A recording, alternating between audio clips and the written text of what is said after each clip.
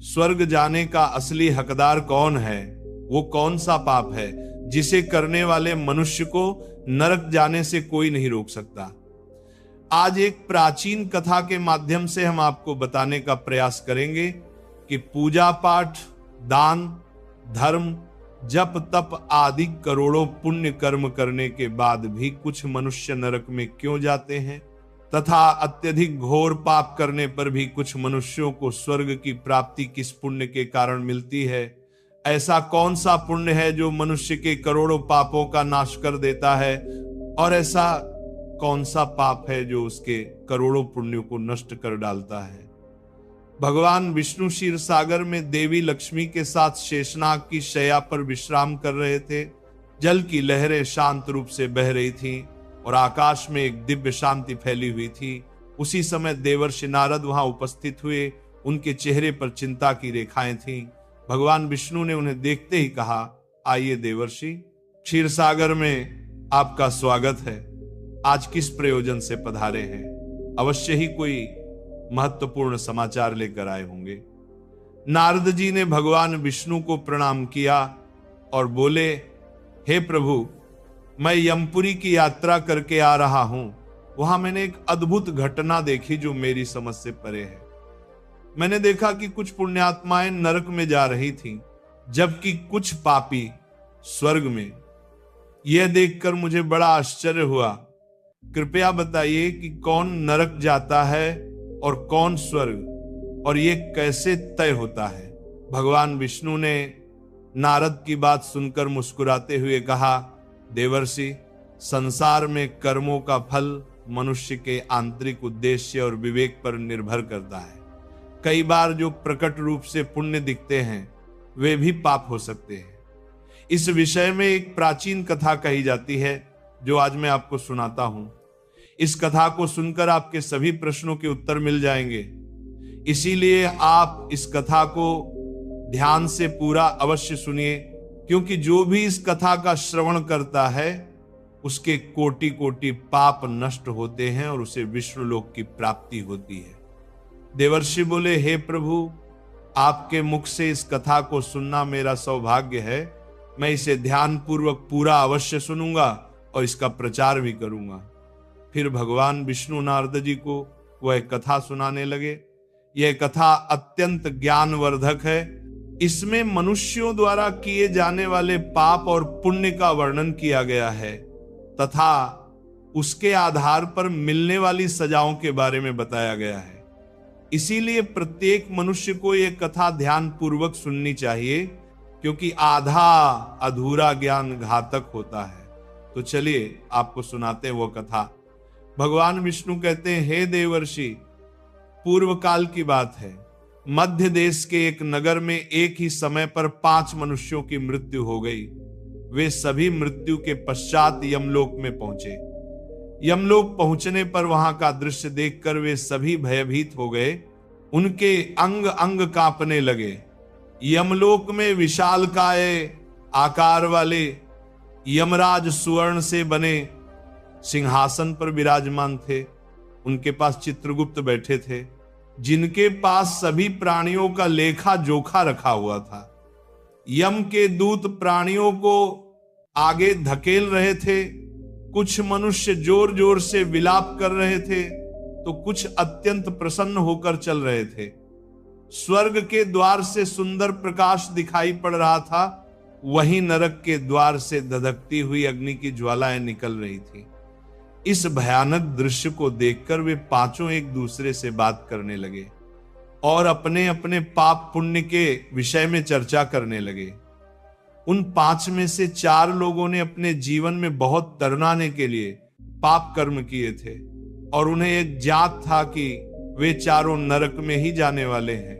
उन चारों में एक चोर था, दूसरी एक वेश्या, तीसरा एक विद्वान ब्राह्मण और चौथा एक राजा का सैनिक। 5वां व्यक्ति एक धनवान किसान था। वे पांचों अपने अपने कर्मों के फलों को भुगतने के लिए तैयार हो गए। फिर एक एक करके सभी पापी और पुण्य आत्माएं आगे बढ़ने लगी। वे चारों आपस में अपने पाप कर्मों की चर्चा करने लगे। सबसे पहले वो चोर बोलने लगा। उसकी आवाज कांप रही थी और उसके चेहरे पर गहरा पछतावा था। उसने गहरी सांस लेते हुए कहा, भाइयों, मेरा नाम हरिदास है। मैं जानता हूं कि मैंने जीवन भर बहुत पाप किए हैं। मैंने दूसरों का धन चुराया, उन्हें तकलीफ दी और कभी कभी उनका जीवन भी बर्बाद किया।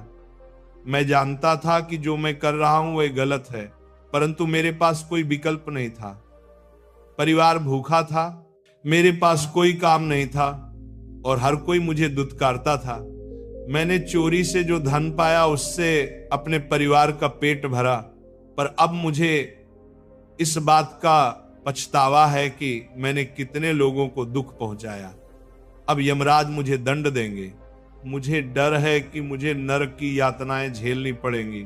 ये कहते हुए हरिदास की आंखों से आंसू बहने लगे, उसकी आवाज थरथराने लगी और चेहरा अपराध बोध से भर गया। इसके बाद कमलिनी, जो एक वेश्या थी, अपनी व्यथा व्यक्त करने लगी। उसकी आवाज में भी दर्द और ग्लानि थी। उसने गहरी उदासी से कहा, मेरा नाम कमलिनी है। मैं जानती हूं कि शास्त्रों के अनुसार जो स्त्री कई पुरुषों से संबंध बनाती है उसे नरक में भेजा जाता है, लेकिन मैंने ये सब जानबूझकर नहीं किया। जब मैं छोटी थी, एक दुष्ट व्यक्ति ने मुझे जबरदस्ती उठा लिया और वेश्या बना दिया। मेरी इच्छा नहीं थी कि मैं ये जीवन जीऊं।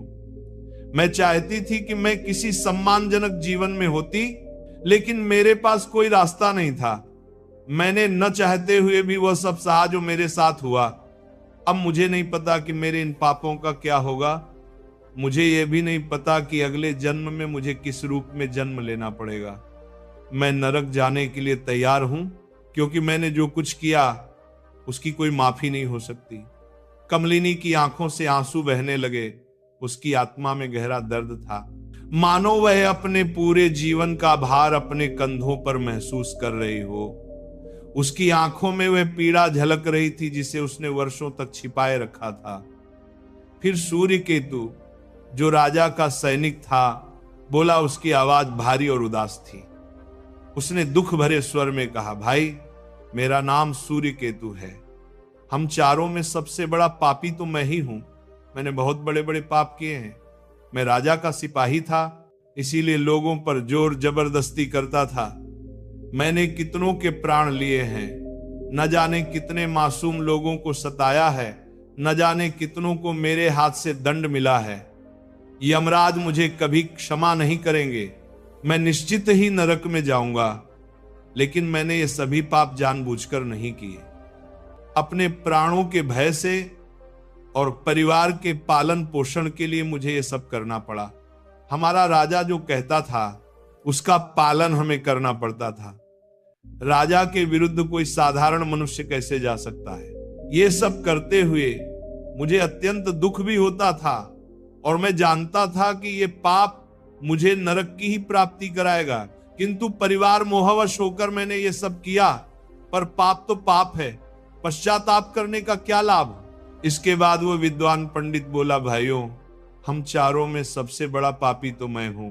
तुम लोगों ने जो पाप किए हैं वे अनजाने में या मजबूरी में किए हैं, पर मैं तो विद्वान था, सब सत्य असत्य जानता था। मुझे धर्म धर्म का ज्ञान था, परंतु फिर भी मैंने धन के लोभवश पाप किए। शास्त्र कहते हैं, जो सब कुछ जानकर भी पाप करता है वह निश्चित ही नरक में गिरता है। मैंने अपने ज्ञान का दुरुपयोग किया। मैंने अपने ज्ञान का उपयोग लोगों की सहायता के लिए नहीं, बल्कि धन कमाने के लिए किया। मेरे घर की स्थिति अत्यंत दयनीय थी। पिता भिक्षा मांगकर गुजर बसर करते थे। मैंने सोचा कि अपने घर की गरीबी दूर करने के लिए धन लेकर ज्ञान देने में क्या बुराई है, पर यही मेरा सबसे बड़ा पाप था। शास्त्र कहते हैं, जो ब्राह्मण अपने ज्ञान का व्यापार करता है उसे नरक में जाना पड़ता है। मैंने कभी किसी को निःस्वार्थ ज्ञान नहीं दिया, इसीलिए आप सब में सबसे बड़ा पापी मैं ही हूं और मुझे ही नरक में जाना पड़ेगा। वाचस्पति के चेहरे पर पश्चाताप की गहरी लकीरें थीं, आंखों में आंसू थे और सिर शर्म से झुका हुआ था। वह अपनी आत्मा के बोझ से टूटा हुआ लग रहा था। इन चारों की बातें सुनकर महिपाल जो एक घमंडी किसान था हंसने लगा। उसके चेहरे पर घमंड और अहंकार साफ झलक रहा था। उसने ताने मारते हुए कहा, तुम चारों इतने बड़े पापी हो कि तुम्हें तो नरक में जाना ही पड़ेगा। तुम लोगों ने घोर अपराध किए हैं, यमराज तुम्हें कभी माफ नहीं करेंगे।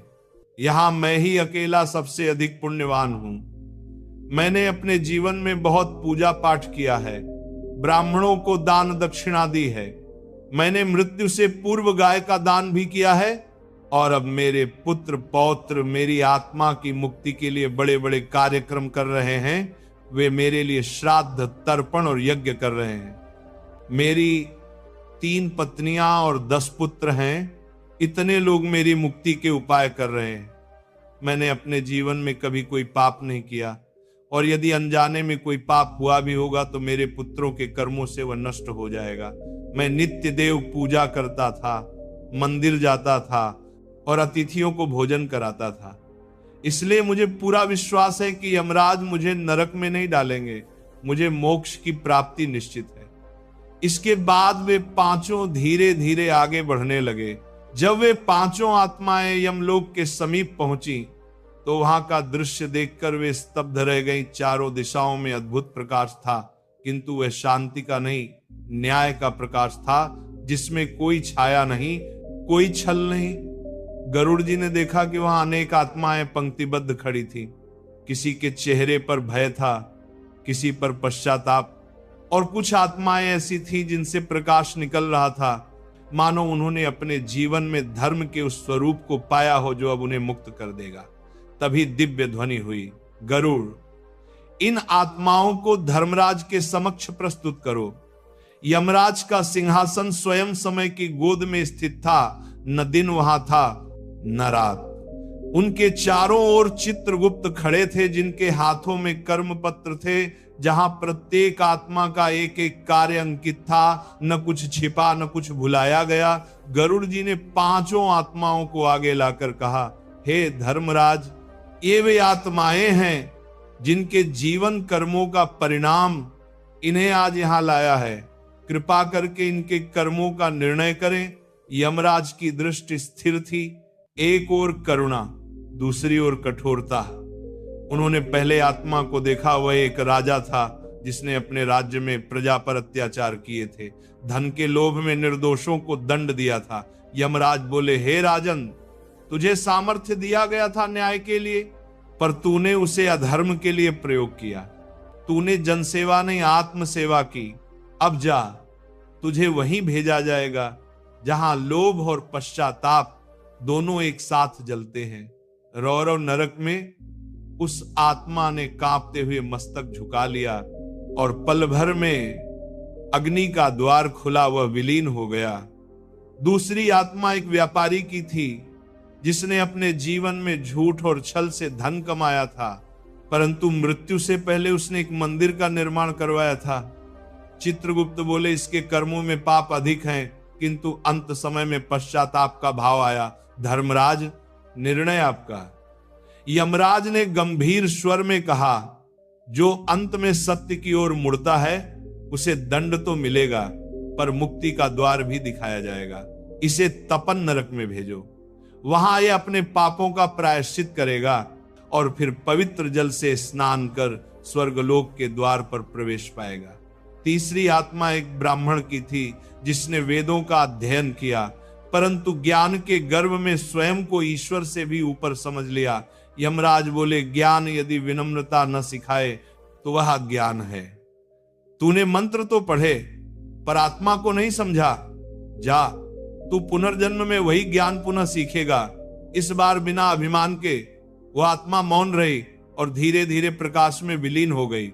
चौथी आत्मा एक स्त्री की थी, जिसने अपने जीवन में सेवा और त्याग का मार्ग अपनाया, किंतु जीवन भर उसे अन्याय झेलना पड़ा। धर्मराज की आंखों में करुणा चमकी। हे सती आत्मा, तूने किसी का अपकार नहीं किया, केवल सहन किया। तुझे देवलोक में स्थान दिया जाता है, जहां तू शांति पूर्वक विश्राम करेगी। उस क्षण वहां एक मधुर गंध फैली। वह आत्मा स्वर्ग की दिशा में उठ गई। अब केवल 5वीं आत्मा शेष थी। वह एक साधारण व्यक्ति था। जो न पूर्ण पापी था न पूर्ण पुण्यात्मा, उसने अपने जीवन में दूसरों की सहायता भी की थी और कभी कभी क्रोध में दूसरों का अहित भी किया था। उसका मन हमेशा द्वंद्व में रहा, सही क्या है गलत क्या है। गरुड़ जी ने धीरे से कहा, हे धर्मराज, ये वही आत्मा है जो अपने कर्मों के बंधन से छूटना चाहती है पर दिशा नहीं पा सकी। यमराज कुछ क्षण मौन रहे, फिर बोले, यह आत्मा मानवता की सच्ची छवि है, अपूर्ण संघर्षशील परंतु जागरूक। इसे न नरक में भेजा जाएगा न स्वर्ग में। इसे पृथ्वी पर पुनर्जन्म दिया जाए ताकि यह अपने कर्मों के अधूरे धागे पूरे कर सके। जब यह स्वयं समझ लेगा कि सच्चा धर्म बाहर नहीं भीतर है, तभी इसे मुक्ति मिलेगी। गरुड़ जी ने सिर झुकाया। उन्होंने देखा कि पांचों आत्माएं अपने अपने मार्ग पर चली गईं, कोई अग्नि में, कोई प्रकाश में, कोई पुनर्जन्म की ओर। यमराज ने तब गरुड़ से कहा, हे विनता पुत्र, यह है कर्म का न्याय जो न कभी रुका है न कभी मिटा है। मनुष्य को भय नहीं, ज्ञान चाहिए, क्योंकि जो धर्म को समझता है उसे यम से डर नहीं लगता। गरुड़ जी ने कहा, प्रभु, इस ज्ञान को मैं पृथ्वी पर ले जाऊंगा ताकि मनुष्य समझे कि मृत्यु अंत नहीं बल्कि परिणाम है। यमराज मुस्कुराए। जाओ गरुड़, जो ये कथा सुने या बोले उसका हृदय धर्म की ज्योति से प्रकाशित हो, उसे न मृत्यु का भय सताएगा न अंधकार उसका मार्ग रोकेगा। और जब गरुड़ जी लौटे तो आकाश में सूर्य उदित हो चुका था, मानो धर्म स्वयं प्रकाश बनकर लौट आया हो। उस दिन से यह कथा गरुड़ पुराण कहलाई, वह ग्रंथ जो मनुष्य को यह सिखाता है कि मृत्यु कोई अंत नहीं बल्कि आत्मा की यात्रा का अगला पड़ाव है। जो ये कथा श्रवण करता है उसके हृदय में सत्य, करुणा और कर्म का भाव जागृत होता है। जीवन क्षण भंगुर है पर कर्म शाश्वत है। इसीलिए जब तक श्वास है धर्म का पालन करो, क्योंकि अंत में यमराज नहीं